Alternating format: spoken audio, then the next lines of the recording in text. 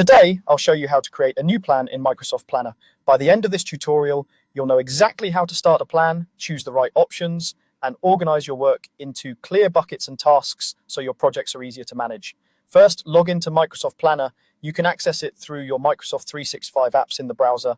Make sure you're signed in with the account that's part of your organization, since Planner is usually tied to your work or school account. Once you're in, you'll land on the Planner homepage, which shows your recent plans and any favorites you've pinned. Now let's start a new plan. Look over to the right side of the screen and click the button that says New Plan. This is what you'll use whenever you want to create a fresh space to organize a project, a team workflow, or even a personal task board. When you click New Plan, a window will pop up asking for your plan details. This is where you define what this plan is about and how it will work. You may see an option to choose whether you want a basic plan or to start from one of the templates available. Templates can be helpful if you're building something common like an event plan or a simple project tracker, because they often come with preset buckets and task ideas. If you're not sure what to pick, starting with a basic plan is perfectly fine, and you can customize everything later. Next, fill in the main details. Start with the plan name, give it a clear, descriptive title so that anyone who sees it immediately understands what it's for. For example, instead of just calling it Project, you might name it Website Redesign Q3 or Marketing Campaign Launch. A good name makes it much easier to find your plan later and helps your teammates know they're in the right place.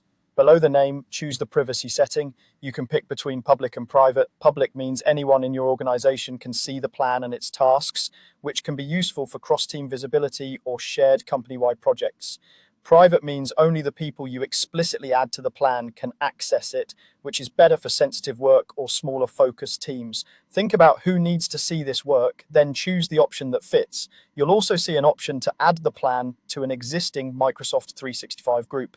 This step is optional, but it's powerful if you already have a Microsoft 365 group or a team set up for this project.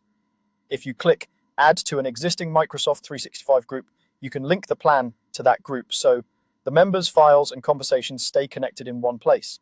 This helps keep everything organized and avoids having separate disconnected spaces for the same project.